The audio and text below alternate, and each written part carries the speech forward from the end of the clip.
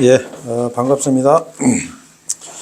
제가 이번 주는 제 개인적으로는 좀 이렇게 뭐 어떤 일이 많았었어요. 그래서 이제 우리 저한테는 이제 삼촌 되는 외삼촌이 이제 나이가 이제 71살인가 이렇게 됐는데 돌아가셨어요. 암으로 돌아가셨는데 이 외삼촌이 굉장히 사업적으로도 성공하시고 이렇게 돈도 많이 벌고 하신 분인데 그 암이 걸리셨는데 이게 아무리 그 치료를 해도 이게 낙태가 되니까 그걸 안 되더라고. 결국에는 그래서 제가 돌아가시기 며칠 전에 그 호스피스 병원에 제가 이제 문병을 갔어요. 문병을 갔는데 이 외삼촌이 이제 그 의식은 없는데 듣기는 하시는 거예요. 그런데 이제 이 마음이 괴로워하니까 자존심도 강하고 자기의 그런 모습을 보여주고 싶지 않아서 이 문병을 못 오게 한 거예요. 아무도. 근데 이제 또 가족들은 안 그렇잖아요. 그 떠나는 분 얼굴이라도 한번 이제 보려고 그래서 이제 의식이 없어지니까 이제 오라고 해서 이제 갔는데 제가 병원 가서 느낀 거는 거기 면회 간 분들 아무도 말을 못 하는 거예요. 왜 말을 못 하게 하니까.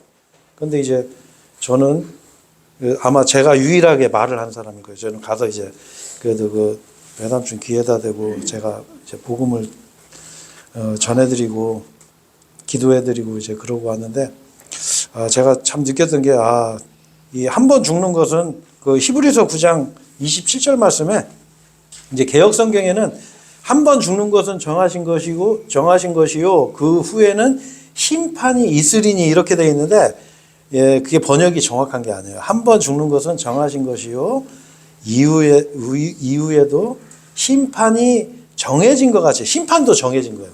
자, 그래서 우리 인생의 그 정해진 그 일반이 그렇다라는 것을 제가 참 실감을 했고, 그리고 우리가 정말 그 하늘의 열쇠를 쥐고 있는 사람들이 아닌가. 그 돌아가시는 분한테 무슨 말을 할 수 있겠어요, 여러분? 한번 그 생각을 해보세요. 그렇잖아요. 그 돌아가시는 분한테 가서 진짜 무슨 말을 하겠어요? 어떤 말이 위로가 되겠어요? 이제 인생을 마감하고 있는 그 상황에서 우리가 할 수 있는 유일한 것은 하나님의 말씀을 선포하는 거예요. 예수 그리스도를 선포하는 거예요.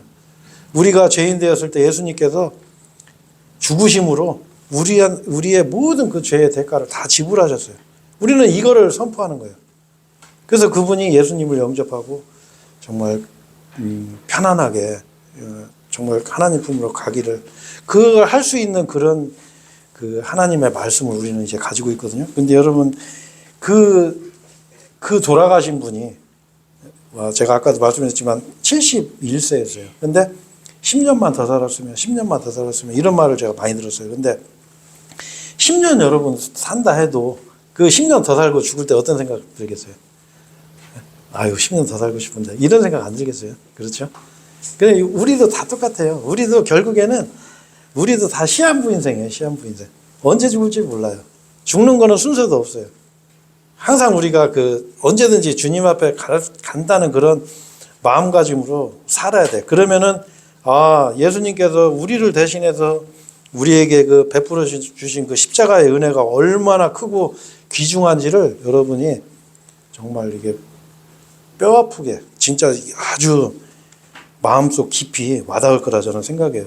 자, 그래서 오늘은 제가 본문 말씀을 여러분 읽으셨지만 오늘은 좀 제가 그래서 이제 이거와 연관된 본문 말씀을 골랐는데 이 오늘의 본문 말씀의 내용은 사실 뭐 이렇게 어려운 내용은 아니에요. 그런데 굉장히 난해한 구절이거든요. 예. 그래서 이제 이거 여러분 여기 지금 이제 본문 말씀 읽은 데를 한번 보세요. 자, 23절을 한번 보시면 뭐라고 되어 있죠? 그러므로 하늘의 왕국은 자기 종들에게 회개보고를 받는 어떤 왕에 비유되느니라 이렇게 시작을 하죠. 자, 오늘 말씀은 초점이 뭐예요? 어떤 왕에 대한 얘기를 하는 거예요. 자, 근데 마무리는 어떻게 되냐? 35절에 보시면 자, 마지막 절만 보죠. 나의 하늘 아버지께서도 너희에게 이와 같이 행하시리라. 자, 이게 무슨 얘기냐면 이 하나님, 이 하늘 아버지를 왕으로 비유를 해서 이 왕이 요렇게 할 거야 라는 내용이에요.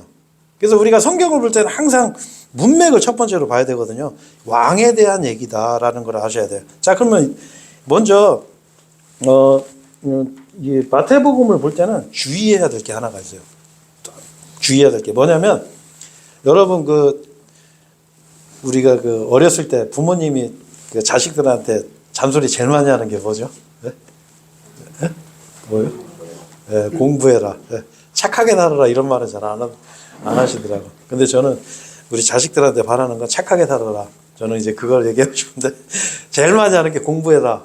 네? 공부 잘해라. 이 잔소리 제일 많이 하시는데, 하나님께서도 마찬가지로 성경에 공부해라라고 하는 그 말씀을 딱 한 번 하셨어요. 딱 한 번. 물론 스터디라는 단어는 몇 번 나와요. 한 3번인가 나와요. 우리 성경 검색해 보면. 그런데 하나님께서 공부해라 직접적으로 딱 언급한 건 한 번 하셨어. 왜 한 번 하셨을까? 하나님은 뭐냐면 그 공부해라를 너 공부 좀 해 이렇게 하신 게 아니라 그 공부하는 방법까지 알려주셨어요. 그래서 헷갈리지 않게. 왜? 2-3번 요렇게도 공부하고 요렇게도 공부하고 요렇게도 공부하고 이렇게 했으면 어떻게 해요? 사람마다 주장하는 게 다 달라질 거 아니에요. 야, 성경 어디에는 저 산에 머리 깎고 들어가서 공부하라고 그래서, 아니면 고시원에 가서 공부하라고 그래서 이렇게 얘기할 수도 있잖아요. 근데 하나님은 한 번 말씀하셨어요. 한 번. 그 내용이 뭐냐면 여러분 다 아실 거예요. 디모데후서 2장 15절에 보면 이런 말씀이 있어요. 뭐냐면 진리의 말씀을 바르게 나누어, 우리 많이 하는 말이죠. 너 자신을 하나님께 인정받은 자로서 부끄러워할 필요 없는 일꾼으로서 나타내도록 스터디, 공부하라 했어요. 근데 이 공부하는 조건이 뭐냐면 진리의 말씀을 바르게 나누라고 했어요. 바르게 나누. 이 나눈다는 얘기는 여기서는 영어로 rightly dividing이라고 그래서, 이렇게 나눠져라 이런 소리가 아니에요. 말씀을 딱 분류를 하라는 거예요. 우리 쓰레기 분류수거 하듯이. 그래서 제가 대체적으로 성경을 모르는 사람들이 이구동성으로 하는 말이 있어요. 이 성경은 모든 사람에게 주신 말씀이다라고 하는 말이에요. 물론 맞는 말이에요. 그런데 이 성경은 그렇지 않아요. 이 성경은 대상과 시대가 구분이 되어 있어요. 이게 그 말씀이에요. 디바이딩, 분류를 해서 공부를 해야 돼. 자, 그래서 오늘 제가 마태복음 이 내용을 골랐는데 이게 상당히 난해 구절이거든요. 내용은 단순해요. 왜냐면 내용은 되게 단순해요. 뭐냐면, 자, 1만 달란트 빚을 졌어요. 1만 달란트의 화폐 가치는 좀 어떻게 보면 되냐면 조 단위로 보시면 돼요. 지금 화폐 시대로 따지면 진짜 12조인가 막 이렇게 돼. 은으로 따져서도 막 수천억이 되는 그런 정도의 화폐 가치인데, 여러분 보통 사람이 하루 임금으로 평생을 일해도 그걸 못 갚아요. 불가능한 채무를 갖고 있는 사람을 이 왕이 탕감을 해줘. 근데 탕감을 해주는데 어떤 조건을 거는 게 아니라, 왜 탕감해 주냐면 불쌍해서. 너 빚 갚어 했는데 막 잘못했다고 비니까 나 좀 이거 좀 어떻게 나 좀 봐주세요. 막 이렇게 빌어요. 여기 보면은 참아달라고 막. 그러니까 어떻게 탕감해 주는 거예요. 자, 근데 그러면 이 사람은 탕감을 받았는데, 이 사람이 자기가 아는 사람 하나가 자기한테 100펜스 빚을 진 사람이 있어요. 100펜스는 한 이제 금액으로 따지면 한 이제 몇 달치 임금으로 생각하시면 돼요. 근데 그 사람을 만났는데, 이 사람이 그 100펜스 빚진 사람을 고발을 해가지고 감옥에 넣어버려. 그러니까 그 왕이 볼 때는 어떻게 했어요? 네? 무슨 애가 되겠어? 아니, 그렇게 어마어마한 돈을 내가 탕감해줬는데, 아니 이놈은 그냥 그 돈 1,000만 원 빚진 사람 거는 갖다가 고발해가지고 깜빵에다 집어넣고 막 이러네. 그러니까 이 왕이 화가 난 거예요. 화가. 그래가지고 어떻게 해요? 자, 내가 너 빚 탕감해준 거 다시 원위치. 네? 원위치 하는 거예요. 요거 잘 들으셔야 돼요. 이게 교리적으로 굉장히 중요해요. 원희 씨하고 너 돈 다시 갚아 해가지고 이 사람을 어디로 하냐면 고문하는 데다가 다시 집어넣어 버려요. 자, 이 무서운 내용이죠. 자, 이 내용은 이제 어려운 게 아니에요. 자, 근데 우리가 이 내용을 정확히 보기 위해서는 먼저 마태복음에 대한 이해가 있어야 돼요. 그 마태복음은 조금 조심해서 봐야 될 성경이에요. 우리가 대체적으로 우리가 흔히 그냥 사이비 교회 다니는 사람들, 뭐 이렇게 신천지라든가 뭐 하나님의 교회라든가 뭐 이런 사람들 하고 이렇게 대화를 해보면 이분들의 공통적인 특징이 있어요. 이분들은 성경을 이렇게 전체적으로 읽질 않아요. 왜 그러냐면 이 전체적인 줄거리를 모르기 때문에. 이 성경의 전체적인 핵심은 왕국에 대한 얘기예요. 왕국. 하나님의 왕국. 이제 오늘 이제 이 부분도 이 말씀 안에 다 나오거든요. 근데 이 사람들은 그 전체적인 핵심 줄거리를 모르니까 어떻게 해요? 주로 마태복음 그리고 요한계시록 이 두 가지만 봐요. 근데 마태복음은 특징이 뭐가 있냐면 마태복음에는 제가 몇 번 얘기했을 거예요. 하늘의 왕국이라는 단어가 유일하게 나오는 데가 마태복음이에요. 하늘의 왕국. 이 하늘의 왕국은 마태복음에서만 32번이 나와요. 하늘의 왕국. 자, 그리고 또 한 가지는 마태복음에만 나오는 유일한 단어가 하나가 또 있어요. 그게 뭐냐면 왕국 복음이라는 거예요. 왕국 복음. 이 두 가지. 이걸 생각하셔야 돼. 그러니까 왜 마태복음에만 죄송한데 저거 좀 꺼주시면 안 될까요? 또 막 이게 열이 막 제가 이게 열나면 저는 설교를 잘 못해요.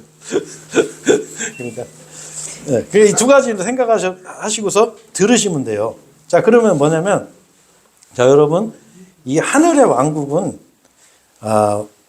뭐냐? 그 왕국 복음이 뭐냐? 이것만 제가 간단하게 설명드릴게요. 그러니까 여러분 이거 많이 들으신 거라 이거 그냥 이렇게 머릿속으로 암기해 놓으시면 되게 쉬워요. 자, 왕국이라는 거에 대한 그 정의를 먼저 하셔야 돼요. 왕국은 두 가지가 있어요. 첫 번째가 하나님의 왕국이에요. 하나님의 왕국. 하나님의 왕국은 어떤 거냐면 우리가 구원받고서 야, 나 이제 천국 간다. 나 이제 하나님의 백성이 됐다. 이렇게 얘기할 때 사용하는 영적인 왕국을 하나님의 왕국이라 그래요. 그래서 이제 누가복음 17장, 그다음에 로마서 14장에 정확하게 하나님의 왕국에 대한 정의가 나와요. 뭐냐면 하늘의 왕국은 하나님의 왕국은 누가복음 17장에 보면 하나님의 왕국은 볼 수 있게 임하는 것이 아니니라. 또한 그들이 말하기를 보라 여기다 또는 보라 저기다 하지 못하리라. 이는 보라 하나님의 왕국은 너희 안에 있기 때문이다 이래서요. 자, 그러니까 여러분 저 실제 제가 직접 제가 이 목사님들하고 대화하면서 실제 들은 얘기예요. 어떤 목사님들은 이 구절 가지고 야, 천국 없어. 지옥 없어. 네 마음이 천국이야. 네 마음이 지옥이야. 이렇게 얘기해요. 이 말씀 구분 못하면 이렇게 되는 거예요. 불신자보다도 더 악한 말을 하는 거예요. 분명하게 이 하나님의 나라는 실제 나라예요. 실제 나라. 지옥도 실제 고통의 장소고 성경은 분명히 얘기하거든요. 그리고 로마서 14장 11절에 보면 하나님의 왕국은 먹는 것과 마시는 것이 아니요. 천국 가면 밥도 안 먹고 그냥 흰 가운 입고 둥둥 그냥 풍선처럼 떠다니나 보다. 거기서 무슨 낙으로 살지? 이렇게 나 그렇게 얘기하는 목사도 내가 직접 들었어 제가. 이 구분 못하면 그렇게 바보가 되는 거예요 사람이. 다만 성령님 안에서 화평과 즐거움이 있습니다. 나 요즘 너무 평안해. 너무 좋아. 나 요즘 교회 가면 막 기도만 해도 눈물이 나오고 마음이 평안하고 나는 이게 천국이야. 이게 말씀을 잘못 받아들인 거죠. 하나님 왕국은 영적인 왕국이에요. 이렇게 두 가지만 하시면 돼. 누가복음 17장, 로마서 14장. 자, 그러면 하늘의 왕국은 뭐냐? 하늘의 왕국은 이거는 물리적인 왕국이에요. 물리적인 왕국. 실제 이루어지는 나라. 그래서 여러분 제가 좀 이따 이제 그거 찾을 건데 마태복음 6장에 보면 주기도문이라는 게 있어요. 주기도문. 이 주기도문이라는 거를 교회 다니는 분들한테 이 주기도문 해석해봐 하면 해석 아무도 못해요. 왜 그러냐면은 이 주기도문은요. 여러분 도올 김용옥 선생이라고 아주 유명하신 교수님이고 철학자가 있어요. 그분이 그 주기도문에 대해서 한 말이 있어요. 뭐냐면 나는 이 주기도문 이해를 못하겠어. 그게 정상이에요. 왜? 주기도문에 보면 뜻이 하늘에서 이루어진 것 같이 땅에서도 이루어지리다 이런 말씀이거든. 아니 천국은 저기 하늘에 있는데 왜 땅에서 뭐가 이루어져? 이게 이해가 안 되는 거예요. 근데 성경은 뭐냐면 이 지상에 실제 권력이 세워진다는 거예요. 그래서 이사야서 9장 6절에 보면 한 아이가 태어나는데 그 어깨에는 뭐가 놓여요? 정권이 놓여요. 정권이. 여러분 뭐 지금 우리나라는 그러니까 이재명 정권이잖아요. 요 전에는 윤석열 정권. 그 전에는 뭐 그런 거 있잖아요. 뭐 문재인 정권. 뭐 문재인 정권 물러나라 하고 사람들이 데모하잖아. 정권이야. 예수님이 와서 실제 이 정치를 한다니까. 그게 하늘의 왕국이에요. 그래서 이제 마태복음 11장 12절에 보면은 침례자 요한의 날로부터 지금까지 하늘의 왕국은 폭력을 겪으며 아니 하늘의 왕국이 폭력도 겪어요. 폭력적인 자들이 그것을 강제로 찬탈하기까지 해.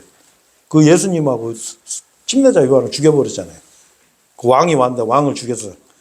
마태복음 7장 21절에 보면 요거는 뭐냐?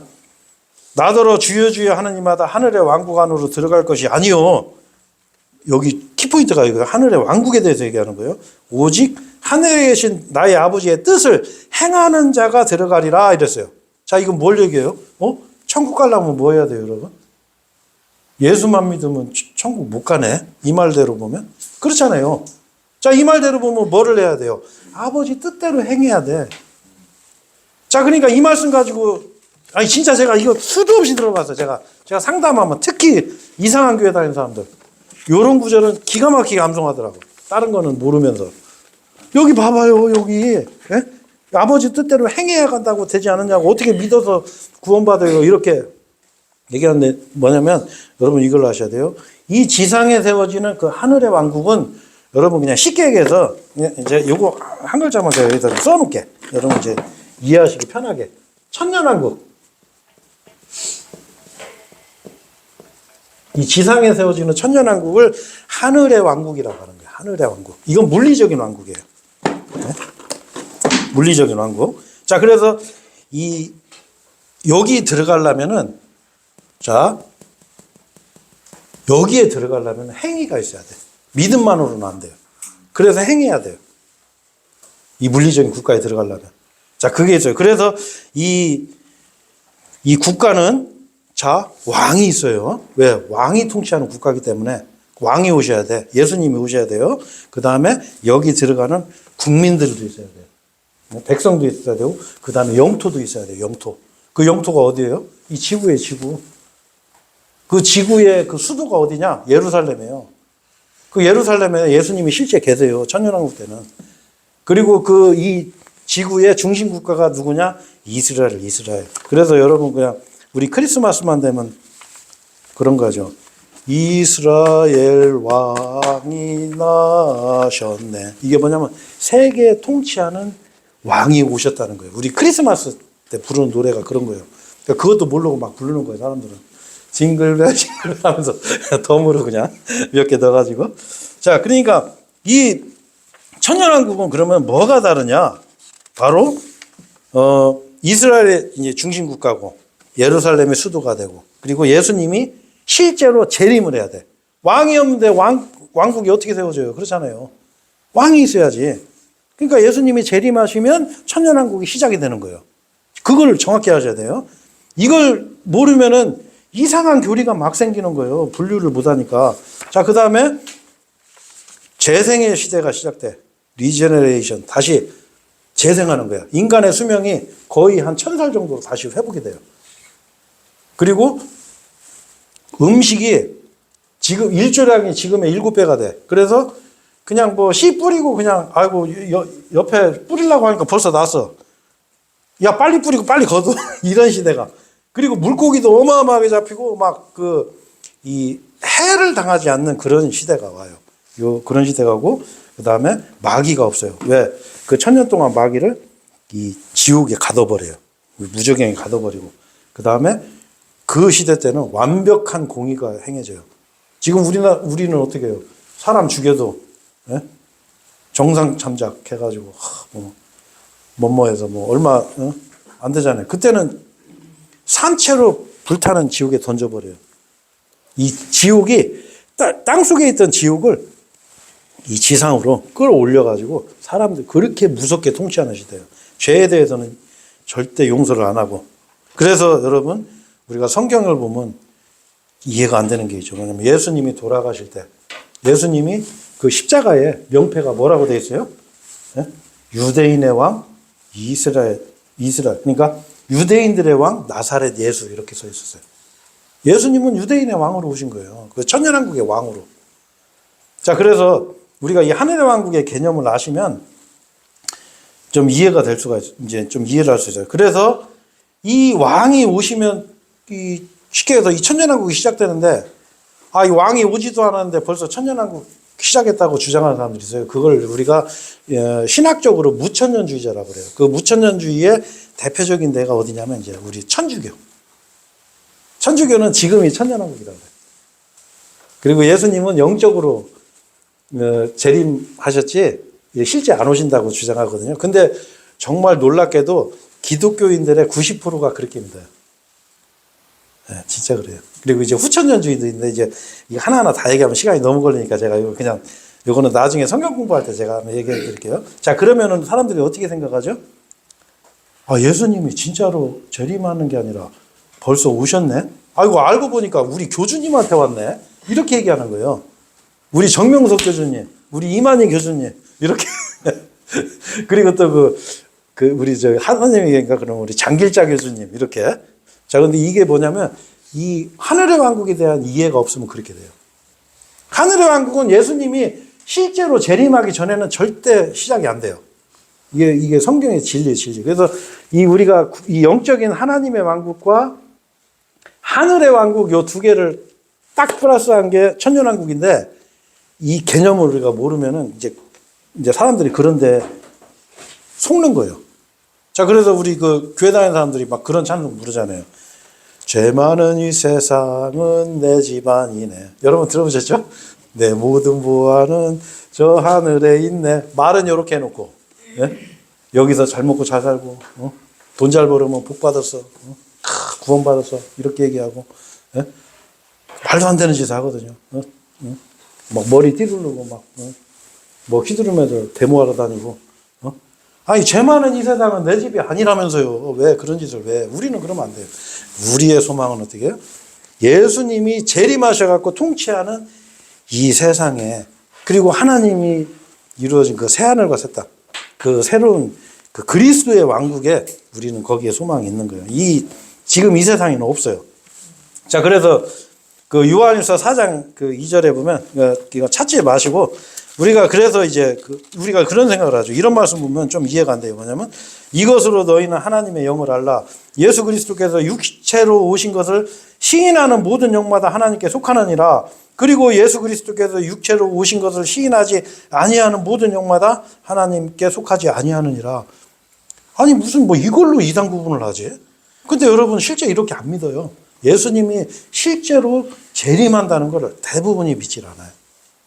재림하셔서 이 하늘의 왕국을 세우시는 거예요. 자, 그리고 또 한 군데는 제가 이제 요한 이서에 보면 여러분 이런 거 많이 들어보셨죠? 예?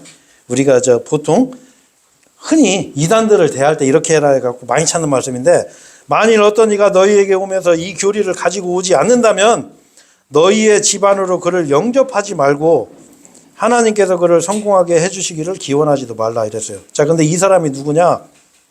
7절에 보면 이렇게 나와 있어요.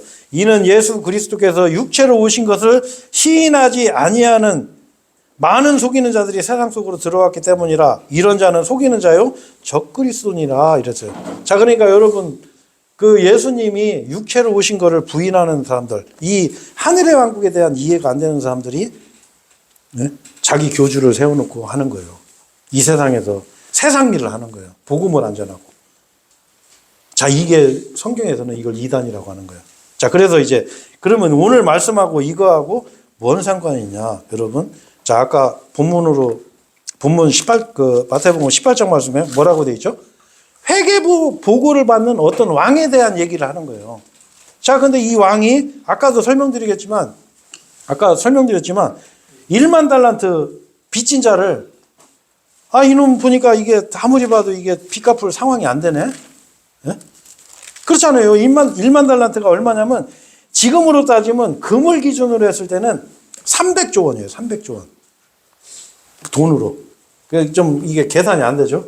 뭐 한 300만 원, 3천만 원 이러면 좀 감이 오는데 300조 하니까 감이 안 오시죠? 자, 그 다음에 어떻게 해요? 은으로 기준을 하면은 지금 시세로 4천억 원이에요. 4천억 원. 여러분 평생 일해서 4천억 원 갚을 수 있겠어요? 네? 못 갚죠.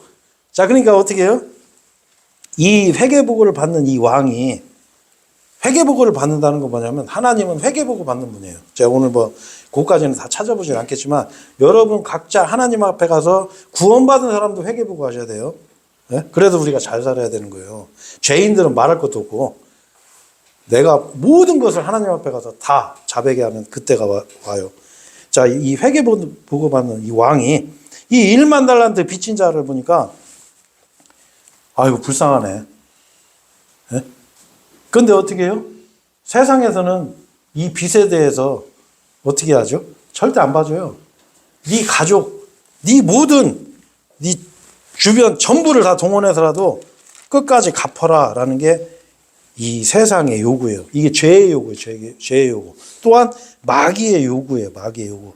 그래서 25절에 보면 그러나 그가 지불할 돈이 없었기에 그의 소유주가 명령하기를 그와 그의 아내와 자녀들과 그가 가진 전부가 매각되도록 하여 지불금이 마련되게 하려고 하였더라. 여러분 이게 세상이에요. 세상. 이게 마귀가 요구하는 거예요. 여러분 절대 안 봐줘요. 마귀가 여러분 아이고 너는 그래도 비교적 착하게 살았네. 내가 너는 너만큼은 내가 하나님 앞에 가서 얘는 좀 한번 봐주세요. 내가 얘기해 줄게. 마귀는 그렇지 않아요. 마귀는 피도 눈물도 없어요. 모든 것을 동원해서라도 반드시 그 죄값을 치르게 만드는 거예요. 자, 그런데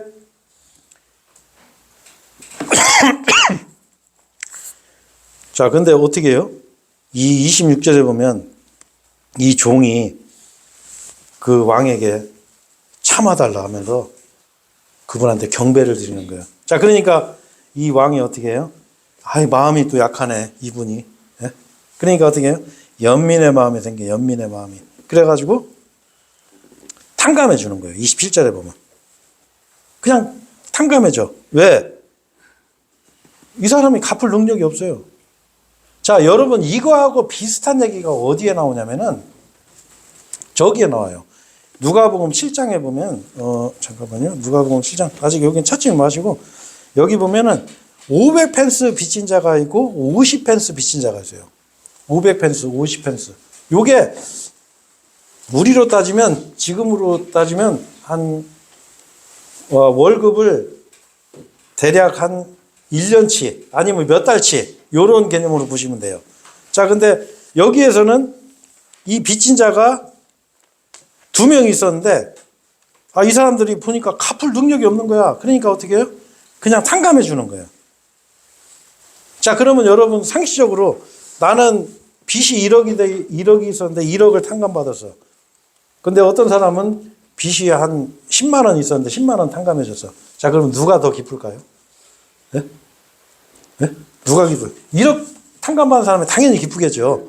자, 근데 중요한 거는 뭐냐면 이 마태복음에서는 자, 이 탕감받은 사람을 이 사람이 자기한테 빚진 사람을 감옥에 집어넣고 막 그 괴롭히는 걸 보고서 이걸 무효화시키는 거예요. 또 다시 다 갚어. 이렇게 되는데 누가복음에서는 어떻게 해요? 그런 게 없어요. 그냥 탕감해주고 끝나는 거예요. 자, 어떤 사람은 엄청나게 기쁜데 어떤 사람은 덜 기뻐요. 마치 우리가 구원받는 거나 똑같은 거예요. 여러분, 저도 인생을 뭐 살아봤지만 솔직히 말해서요. 부모님의 그 마음을 아는 데는 모르겠어요. 저 같은 경우는 제가 한 50 넘으니까 좀 알겠더라고. 나이가 50이 넘으니까. 그 전까지는 나 몰랐어요. 솔직히 말해서. 우리도 똑같아요. 우리도 처음에는 그냥 멋모르고 구원받아요. 구원받으면 다 하는 게 아니에요, 여러분. 우리가 구원받는 거는 그 예수님이 나를 대신해서 내 죄값을 십자가에서 지불하시고 장사 지내셨다가 사흘 만에 부활함으로 그 증거를 보여주시고. 그래서 나는 그걸 어떻게 해요? 그래? 나도 예수님 믿어야 되겠다. 내가 예수님 받아들여서 나는 구원을 일단 받아요. 자, 근데 이 구원의 크기가 얼마나 큰지를 여러분 몰라요. 솔직히 말해서. 자, 그러니까 어떻게 해요? 하나님께서 공부하라고 하는 거예요. 공부하라고. 이 공부하다 보면 아는 거예요. 야, 그 예수님이 하나님이시구나. 나를 위해서 죽기까지 하셨구나. 1만 달란트가 아니라 진짜 수십 달란트 빚진 나를 그 불쌍한 연민의 마음으로 나를 용서해 주셨구나. 이걸 알게 되는 거야, 이게. 이 하나님의 그 사랑의 크기를 우리가 공부를 하고 성경 말씀을 듣고 신앙생활하고 하면서 우리가 알아가는 거예요. 너무 감사하는 거예요, 이게. 그렇죠. 그러니까 이 누가복음에서는 이 조건 없이 그냥 탕감해주고 끝났는데 이 마태복음 18장에서는 어떻게 해요?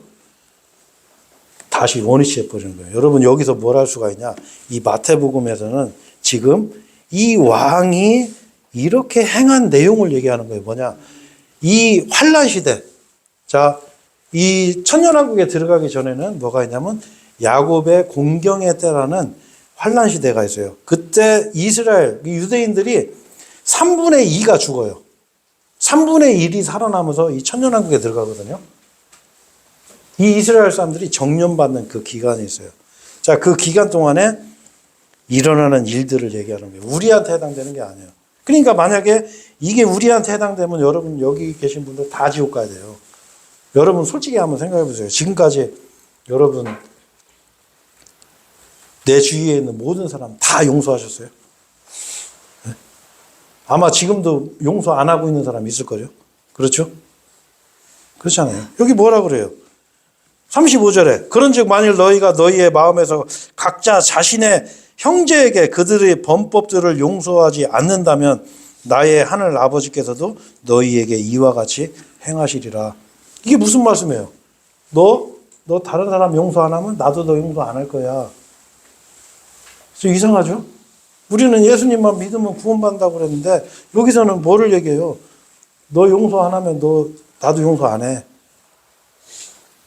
이거 받아들이기 힘든 거예요. 왜? 이게 바로 하늘의 왕국, 이 환란 시대, 이 하늘의 왕국 전에 일어나는 일에 대해서 그때 선포되는 이 왕국 복음에 대해서 얘기를 하는 거예요. 그래서 마태복음에는 제가 아까 말씀드렸지만 다른 성경에서 나오지 않는 두 가지가 나와요. 첫 번째로 하늘의 왕국, 두 번째는 왕국 복음. 이 왕국 복음은 또 특징이 있어요. 뭐냐? 이 왕국 복음은 유대인들에게만 선포된 복음이에요. 예수님 당시에. 자, 그리고 또 한 가지는 행위가 있어야 돼. 어느 정도 서기관과 바리새인보다 더한 의의가 있어야 돼요. 말로만은 안 돼. 우리처럼 그냥 예수님 믿겠습니다. 제가 예수님 받아들이고 그분을 나의 유일한 구원자로 믿습니다. 하면 구원받는 게 아니에요. 자, 그리고 또 한 가지는 뭐냐면 병든 자를 치유해요. 병든 자. 실제로.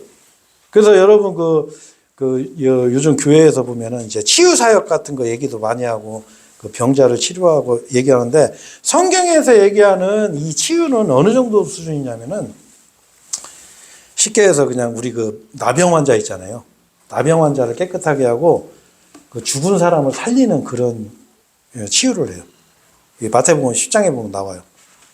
그리고 누가복음 16장에 보면 또 뭐라고 나오냐면 뱀한테 물려도 어떤 뱀이 물어도 끄떡없어요.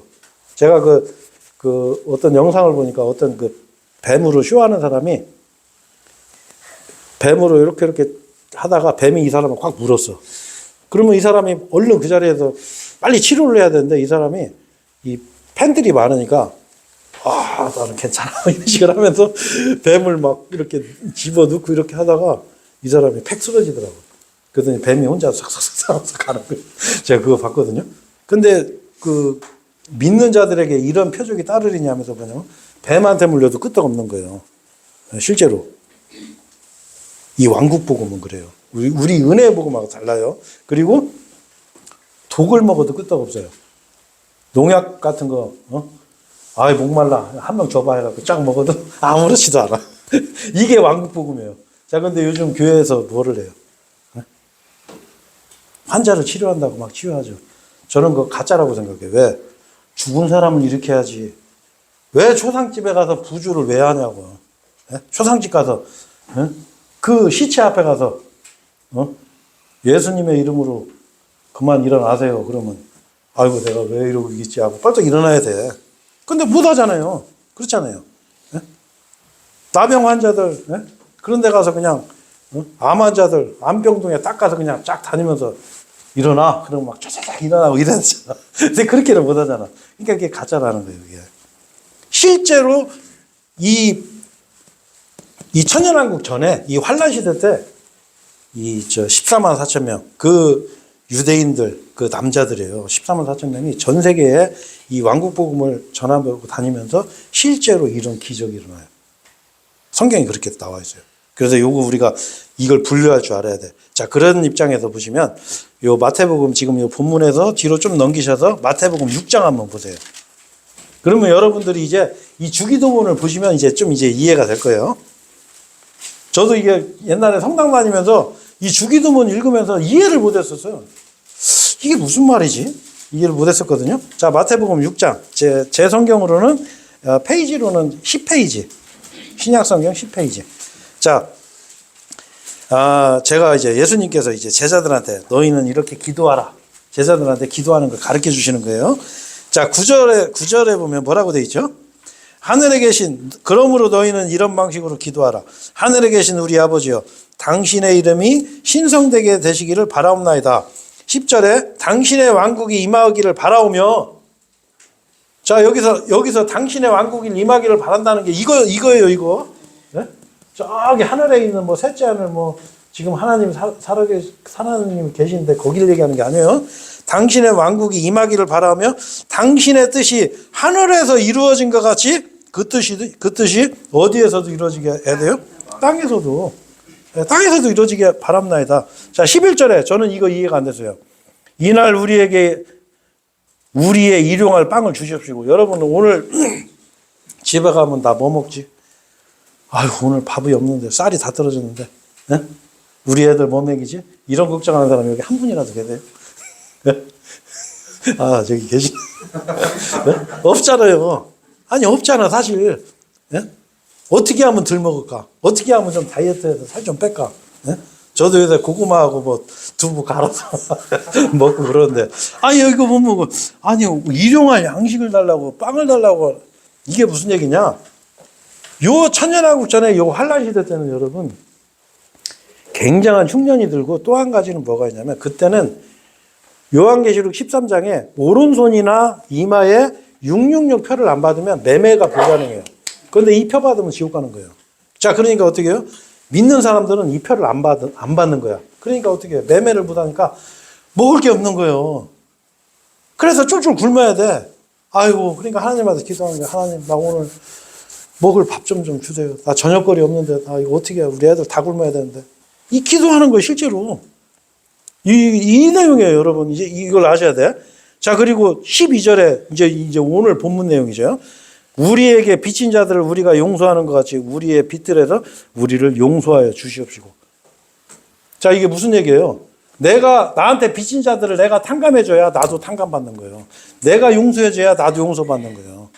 여기 지금 이 내용에 여러분 잘 생각하셔야 돼요. 자, 그리고 13절에 마지막으로 우리를 시험으로 인도하지 마시고 다만 악에서 구출하여 주시옵소서. 이거 무슨 얘기예요? 이 환란 시대 때 너무 힘드니까 나 시험에 좀 안 빠지게 좀 해주시고 나 좀 구출해 주세요. 이 악에서 나를 구출해 달라고 기도하는 거예요. 네?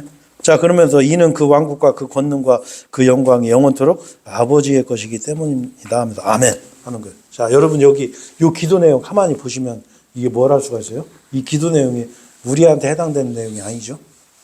그죠? 그렇잖아요. 우리한테 해당되는 내용이 아니에요. 우리는 지금 말 그대로 예수님만 믿으면 뭐 1만 달란트가 아니라 뭐 수백만 달란트도 그냥 다 탕감되는 거예요, 우리는. 그 은혜의 시대에 살고 있는 거예요, 지금. 그러니까 우리가 거리에 나가서 주 예수 그리스도를 믿으라. 그리하면 너는 구원을 받을 것이요. 예수님만 믿으면 구원받는 시대예요. 근데 여기 이 내용에 여러분 여기에 예수님 예자가 나와요. 십자가가 나와요. 예수님의 피가 나와요. 아무것도 없잖아요. 그러니까 어떻게 해요? 그 김용옥 선생님, 그 똑똑하신 분이, 네? 그 유명한 철학자 교수님이 딱 그러는 거예요. 나는 당최 이 주기도문이 이해가 안 돼. 그 정도까지 하는 것도 대단한 거예요. 일반 교회 다니는 사람들은 이런 거 몰라요. 그냥 이거 달달달달하죠. 하늘에 계신 우리 아버지 이름이 그렇게. 그렇게 하는 거예요. 그래서 여러분 전통적으로 침례교도들은 이 주기도문을 외우질 않아요. 그래서 우리가 주기도문 안 하니까 야 저것들 이단이다 뭐 이렇게 얘기하는데 침례교도들은 이 주기도문을 외우지 않아. 왜? 이건 우리한테 해당되는 게 아니에요. 그래서 여러분 아까 처음에 말씀드린 것처럼 말씀을 분류를 하는 거예요. 분류를 해서 하지만 뭐냐면 우리가 이 말씀에서 뭘 얻을 수가 있어요? 교훈을 얻을 수 있는 거예요. 교훈. 네. 그 왕이 그 500펜스 빚진 자, 50펜스 빚진 자, 이 1만 달러한테 빚진 자 탕감해 줄 때 무슨 마음 갖고 탕감했어요? 딱 보니까 갚을 능력이 없는 거예요. 여러분이 내 노력으로 내가 구원받을 수 있어요. 내 노력으로 내가 천국 갈 수 있는 능력이 있는 사람이 간혹 있다면 예수님이 십자가에서 안 죽으시죠. 니들 노력해라. 니들 열심히 살아. 근데 어떻게 해요? 아무리 봐도 안 되는 거야. 이놈들은 그냥 태어나서부터 죄인으로 태어나서 그냥 지나가는 사람이 짜리만 봐도 기분 안 좋네. 막 이렇게 살았단 말이에요. 네? 누가 나한테 한마디만 해도 막 집에 가서 막 시키거리고 막 애들 가르칠 때도 야 차라리 한 대 때리고 와. 내가 갚아줄게. 그렇게 악하게 키우고 오죽하면 예수님이 이 독사의 자식들아 그랬겠어요. 하나님이 볼 때는 우리는 독사의 자식. 여러분 독사가 여러분 잘 키우면 독사가 나 따라다니면서 내 옆에서 막 아이고 우리 주인님 하면서 그렇게 해요? 예? 그 얼마 전에 태국에서 어떤 그 뱀을 사랑한 청년이 뱀하고 맨날 같이 자는 거예요. 뱀 끌어안고 아이고 우리 코브라 너무 이쁘다. 그런데 그 코브라가 물었어. 죽었어요. 예? 그 우리는 그런 존재. 하나님이 보실 때는 우리는 그런 독사 같은 존재. 마귀의 자식이라고 하잖아요. 너희 아비 마귀라고 그랬어요. 자, 그런 사람들을 하나님이 어떻게 해요? 연민의 마음으로 하나님께서 세상을 이처럼 사랑하셨기 때문에 하나님은 여러분 각자를 다 사랑하신 거예요. 불쌍한 거예요. 그러니까 어떻게 해요? 그래. 내가 그 죄값 내가 갚아줄게. 그래서 사람의 몸으로 이 땅에 오신 거예요. 그래서 우리는 그 죄 탕감받았어요. 자, 그 죄 탕감받은 사람이 남이 허물을 나 끝까지 용서 못해. 나 이거만큼은 나는 한 번 마음에 결정하면 나는 끝났어. 이러고 살면 안 돼요. 우리는 그러면 안 되는 거예요. 왜? 우리는 그 사랑을 받았기 때문에 내가 용서받았기 때문에 내가 남을 용서할 수 있는 거예요. 그게 바로 우리 그리스도인이에요. 우리 그리스도인의 힘이 그거예요. 왜? 내 힘으로는 도저히 불가능한 채무를 하나님께서 탕감해 주셨단 말이에요. 언제? 교회 나왔을 때? 아니요. 여러분이 새벽 기도 나가서 무릎 꿇고 회개할 때 천만의 말씀이에요. 내가 죄인이었을 때, 내가 하나님을 거부하고, 예수님이 그냥 위대한 사람인가 보네. 그런 거 관심 갖고 싶진 않아. 나도 나중에 죽기 전에 그때 믿지 하나님 거부하고 하나님 무시하고 내가 죄짓기를 물마신 같이 그렇게 살 때 하나님은 어떻게 해요? 그리스도를 보내셔갖고 십자가에서 우리 죄를 다 탕감해 주신 거예요. 자, 우리가 그 사랑을 알면 어떻게 해요? 물론 우리가 육신의 어떤 그 정욕이 있고 요구가 있기 때문에 우리가 악하게 할 수도 있어요. 때로는. 하지만 어떻게 해요? 우리가 하나님 말씀을 알고 예수님이 어떤 분이신지 이 위대한 왕이 나를 위해서 죽으시기까지 했다는 이 사실을 우리가 이제 알게 되면 우리가 어떻게 해요? 다른 사람을 용서할 수 있는 거예요. 네. 나는 1만 달란트 빚 탕감 받고 1,000만 원 빚진 놈 잡아갖고 두드러 패고 돈 내놔 막 고소하고 그렇게 하는 거예요. 그래서 우리는 그냥 손해보고 사는 거예요. 손해보고. 좀 그냥 누가 내 차 들여받으면 아픈 데 없으면 됐어요. 그냥 가져요. 그냥. 그러고 사는 거예요. 남들이 볼 때는 아이고 저렇게 왜 등신같이 살지? 왜 바보같이 저렇게 살아? 근데 우리가 그게 바로 우리 그리스도인이에요. 우리 그리스도인은 이 세상에서 바보같이 사는 거예요. 그냥. 왜? 나도 그냥 조건 없이 탕감받았잖아요. 조건 없이 값 없이 그냥 불쌍해서 탕감해 줬단 말이에요. 하나님은. 근데 나는 어떻게 해요? 나는 다른 사람을 불쌍히 여기질 않아. 그러면 여러분 나 점검해 봐야 돼. 내가 정말 하나님의 사랑이 내 안에 있는가? 그래서 여러분, 우리 물론 이제 제가 오늘은 좀 교리적인 부분을 좀 얘기를 했지만 우리가 또 이 말씀을 통해서 하나님께서 우리에게 주시고자 하는 이런 이 메시지가 있어요. 우리는 이 유한한 인생에 제가 아까 얘기한 것처럼 이제 좀 있으면 죽어야 돼. 뭐 여기 뭐 순서 없어요. 좀 있으면 주님 앞에 가야 돼. 심판도 정해져 있어요. 정말 이 창조주 하나님 앞에서 우리가 정말 겸손하고 그런 마음으로, 그리고 더군다나 그 하나님께서 임마누엘, 우리와 함께 계시는 하나님, 사람의 몸으로 이 땅에 오셔갖고 나의 모든 죄를 그 탕감해 주시고 불쌍해서 이처럼 사랑하셨어요. 이처럼 얼마만큼 십자가에서 죽기까지 그렇게 해서 나를 사랑해 주셨기 때문에 우리도 이 사랑을 남한테 베푸는 거예요. 남을 용서하는 거예요. 좀 누가 나 손에 입혀도 아 그래 하나님이 갚아주시겠지. 왜? 남은 그 뭐 수십 배 수천 배 탕감 받았으니까 그러고 사는 거예요. 그리고 이 사랑을 남한테 전하는 거예요. 왜? 나만 탕감 받으면 안 되잖아요. 우리 식구들, 내 주변의 그 모든 사람들 다 이 하나님의 사랑을 통해서 그 어마어마한 그 죄의 빚을 탕감 받아야 되잖아요. 그걸 우리는 전하고 살아야 돼요. 자, 그래서 여러분, 제가 오늘은 참 두서없이 말씀을 드렸지만, 우리가 이 하나님의 우리를 갚아주신 그 빚이 얼마나 크고 큰지는 우리가 앞으로 하나님 말씀을 통해서 점점 더 알아갈 거예요. 점점 더. 그런 여러분이 되셨으면 저는 정말 하나님께서 기뻐하실 거라고 저는 생각합니다.